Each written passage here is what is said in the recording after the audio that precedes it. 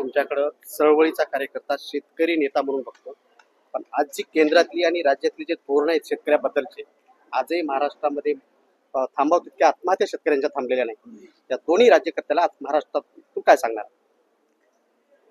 हा विषय तर गेली 2-3 दशकापासून आम्ही केंद्र आणि राज्य या दोन्ही सरकारापुढे हा विषय मांडतो. पण अलीकडच्या काळात 2014 नंतर तुम्ही महाराष्ट्र हे आत्महत्याग्रस्त देशात नंबरचं 1 राज्य झालेलं आहे.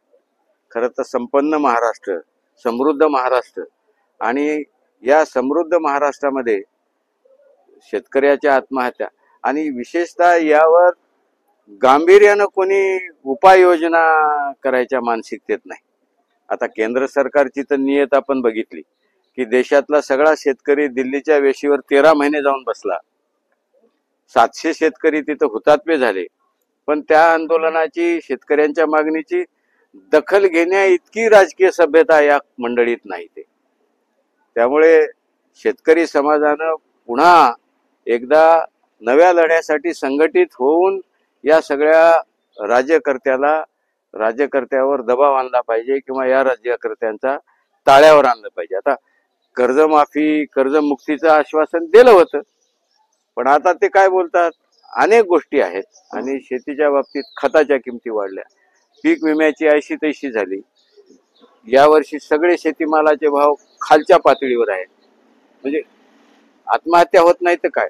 आणि याला सगळ्याला एकच उपाय की पुन्हा एकदा शेतकऱ्यांनी संघटित होऊन आपल्या अस्तित्वासाठी किंवा या राज्याच्या हितासाठी एक नवीन चळवळ, नवा लढा उभा करण्याची गरज आहे. MRSचे प्रमुख या राज्यामध्ये काम करत असताना जे केंद्रातलं, राज्यातलं जे शेतकरी विरोधातलं धोरण आहे, आत्महत्याला प्रवृत्त होईल असं शेतकऱ्याबद्दल धोरण आहे, पण प्रशासनात सुद्धा एक वचक राहिली नाही. प्रशासकीय अधिकारी सुद्धा त्याच मुजोरीनं काम करते. पण शंकर धोंडगेचं आंदोलन कुठं आता यांच्या प्रशासनाच्या विरोधातलं दिसत नाही म्हणण्यापेक्षा थोडंसं कमी झालंय असंही महाराष्ट्रामध्ये चर्चा आहे.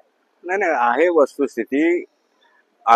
कुठल्याही आंदोलनाला एक कार्यभाव, कारणभाव असतो. आंदोलन हा काही रात्रीतून झोपेतून उठून रस्त्यावर जाण्याचा विषय नाही, आणि तशा स्वरूपाच्या आंदोलनाला काही यश लाभत नाही. कुठल्याही एखाद्या विषयाची 1-2 वर्ष जनमानसामध्ये जाऊन मशागत करावी लागते, आणि आंदोलन विषय तयार झाल्याने होत नसते किंवा त्या विषयाने माणसावर अन्याय होतो आहे असं वाटल्यानंतर आंदोलन होत नसते. आंदोलन हे मस्ती आल्यावर होत असते. आपल्यात खरमस्ती आली की आंदोलन होते, अन्याय झाल्याने आंदोलन होत नसते. आणि आंदोलनाला कार्यभाव, कारणभाव असतो.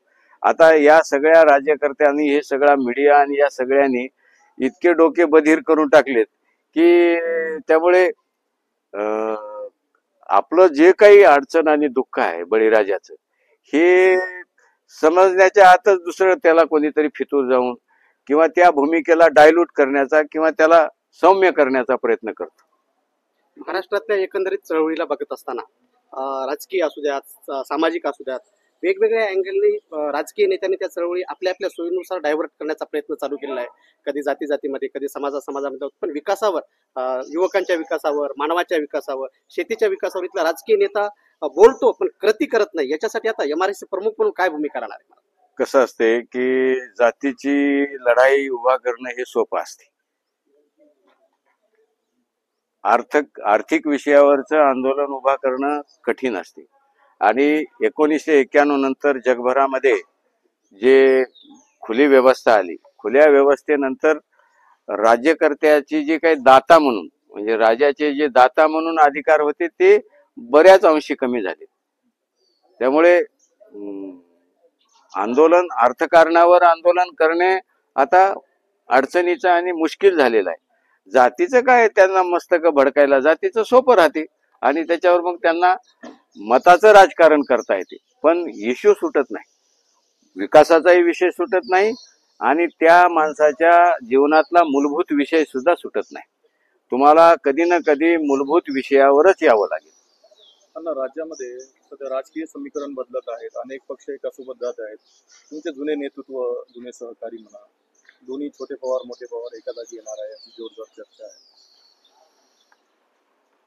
मी काय राजकारणातला त्याला काय म्हणतात तज्ज्ञ म्हणा किंवा इंग्रजीमध्ये डिप्लोमॅट नाही, पण जे काही चाललंय ते काही या महाराष्ट्रातल्या जनतेला आवडणार नाही. ठीक आहे, राजकीय दृष्ट्या सोय म्हणून सगळेजण जर सत्तेकडेच जात असतील किंवा सत्ता हेच मुख्य साधन झालं असेल तर मला वाटते लोकाला हे आवडणारी बाब नाही, जनतेला हे आवडणार नाही. तुम्ही बसून काही निर्णय घ्या, पण प्रश्न जनतेच्या, महाराष्ट्राच्या विकासाच्या प्रश्नाला आणि जनतेच्या प्रश्नाला कोणीतरी घेऊन रस्त्यावर येणारा किंवा कोणीतरी सभागृहात उचलणारा प्रभावी ताकद लागते, नाही असं नाही. निरंकुश सत्ता झाल्यानंतर मस्ती येते आणि मग जनता मस्ती जिरीते सगळ्याची. ही आपल्या मतदारसंघाचे विद्यमान आमदार पुन्हा म्हणतात की मी भारतीय जनता पक्ष सोडला नाही. काय तुम्ही सांगाल? तर वरून राजकीय ऍडजस्टमेंट म्हणून मी राष्ट्रवादीच्या तिकिटावर लढलो असंही म्हणणं आहे विद्यमान आमदाराचा. आता ते विद्यमान आमदाराचं तुम्हाला अनेक वर्षापासून माहिती आहे. ते किती टक्के खरं बोलतात, केव्हा बोलतात, कशासाठी बोलतात, मला तर काही ते आतापर्यंत कधी खरं बोललेलं माझ्या तर ऐकण्यात नाही. ते त्या त्या परिस्थितीवर काहीतरी गुगली टाकायचं, बोलायचं, संभ्रमित करायसाठी बोलायचं. कारण आमदारकी आली तेव्हापासून किंवा सरकार आलं तेव्हापासून राज्यामध्ये नवीन काय राज्यात सुरू झालंय, काय विकासाचं काम चालू झालंय, काय क्षेत्रामध्ये विकासाचा प्रकल्प चालू झालाय किंवा नवीन एखादा बाब, विशेष बाब म्हणून या मतदारसंघाचं विकासाचं एक पाऊल पुढे जाईल असं काहीतरी एखादं प्रकल्प वगैरे, त्याची मान्यता, सुरुवात किंवा त्याची रचना काही नाही. अशा गोष्टी बोलत गेल्या म्हणजे लोकांची करमणूक होते, टाइमपास होते. विकासावर तुम्ही बोललात की या मतदारसंघातलं पाणी जात आहे, तुम्ही आंदोलन केले, काय पाठपुरावा? केलता ना, पाठपुरावा केला. ते मध्ये भेटीगाठी झाल्या. आता सगळेजण एक झाल्यावर अहवालही तसेच देतात. ती आता परवा जे अहवाल विभागाने सादर केलाय तो सुद्धा चुकीचा आणि सरकारच्या फेवरेट आहे. त्यामुळं फारसं काही त्याच्यामध्ये तुमच्या लढ्याला इथं लढाई करून यश येईल अशी काही परिस्थिती नाही. त्याला न्यायालयातच रसाळीचा कार्यक्रम ठेवलाय 5 तारखेला. रसाळी आहे ते काय? अण्णा धोंडगेच्या म्हणजे पूर्वपासून चालते ते आणि कार्यक्रम ठेवलाय. परंतु एक ह्या वर्षी बाचुकीच्या धोंडगे बंधून येऊन बादरपुरात रसाळी दिली आणि जिल्ह्यातले लोक बोलवले. तर शंकर धोंडगेच्या या गोड रसाळीच्या जेवणातून तिकट काय असा मेसेज उद्याच्या कार्यक्रमातून जाणार आहे का? त्या छोट्या विषयावर मी बोलत नाही. ते काय बाकीचे तितका काय विषय, ते मी बोलायसारखा विषय आहे काय? ते तुझ्या घरात असते, आमच्या घरात असते. आमराई बाचोटीत आहे ना, बादरपुऱ्यात नाही. आणि ते रसाळीचा आता यानं गेल्या वर्षी चिखलीकरानं विकी गार्डनला केलं, त्याच्या घरी एक झाड नाही आंब्याचं. करतात की काय सांगताल येणाऱ्या काही महिन्यामध्ये स्थानिक स्वराज्य संस्थेच्या निवडणुका आहेत, एमआरएस पक्षाची काय भूमिका आहे? सांगितलं की आज पत्रकार परिषदेत सांगितलं की एमआरएस पक्षाच्या कार्यकारिणीनं ठरवलंय. राजकीय पक्ष आहे आमचा, राष्ट्रीय पक्षाची मान्यता आहे. निवडणूक लढवणे हा आमचा धर्म आहे. मधल्या काळात उशिरा मान्यता मिळाल्यामुळे काही तांत्रिक अडचणी झाल्या, आम्ही निवडणुका लढू आणि तिथल्या जिल्हा अध्यक्षांना तिथल्या समविचारी पक्षासोबत राजकीय परिस्थिती बघून आघाडी करण्याच्याही सूचना दिलेल्या आहेत. आणि 2-3 महिने आहेत तयारीला, चांगली तयारी करतो. समविचारी पक्ष म्हणजे आता जसे सत्तेमध्ये आहेत, ही राष्ट्रवादी आहे, सेना आहे, तो एक बीजेपीचा पक्ष नाही, आहे आता आणि लोकलला पण तशाच विचारधारेचे पक्ष आहेत. तर मग कसं समीकरण? मग समजा उदाहरणार्थ औरंगाबादला जर युती शिवसेना शिंदे संघ झाली आणि इथं काय राहील? मग आपल्या जिल्ह्याचं काय होईल किंवा इतर जिल्ह्याचं काय? आम्ही काय सांगितलं की स्थानिक पातळीवर जिल्हा अध्यक्षांनी तिथली राजकीय परिस्थिती आणि आपल्या विचाराची फ्रिक्वेन्सी, आता शंकर धोंडगे कुण्या विचारश्रेणीचा आहे हे मला सांगायची गरज नाही. तुम्ही आयुष्यभर झालं आपण बघतो की बाबा हा निधार्मिक आहे, सेक्युलर आहे, हा आयडिओलॉजी किंवा कष्टकऱ्यांच्या अनेक गोष्टी कळतात ना. बाकी आहेत की समाजामध्ये 2 विचारधारा आहेत. ते काही पुसल्या गेलेल्या नाहीत. उलट या भाजपचं सरकार आलं तेव्हापासून त्या गडद झाल्यात संघर्ष रेषा. त्यामुळं तिथल्या आपल्या कुटुंबातून जिल्हा परिषद निवडणूक कोण लढविणार आहे? आज काही सांगता येत नाही. मी सांगितलं की तिथल्या त्यावेळेसच्या राजकीय परिस्थिती निवडणूक लढवणे हा राजकीय पक्षाचा धर्म आहे. तिथले ताकदीचे उमेदवार एबल उमेदवार बघून ठरवतील.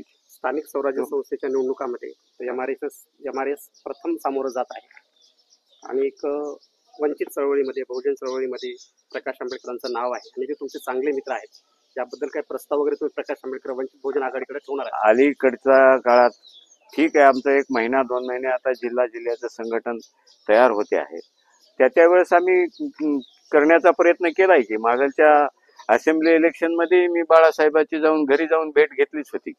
प्रस्ताव समोर ठेवत नाहीत अशातला भाग नाही, पण त्या परिस्थिती अनुरूप ते नेते ठरवित असतात. पण ते अशा आघाड्या युत्या हे निवडणुकीच्या लास्ट आवर मध्ये म्हणजे शेवटच्या महिन्यात ठरवतात. तोपर्यंत आतापासून कोणत्या आघाड्या वगैरे ठरल्या तरी त्या थोड्या निष्फळ होतात.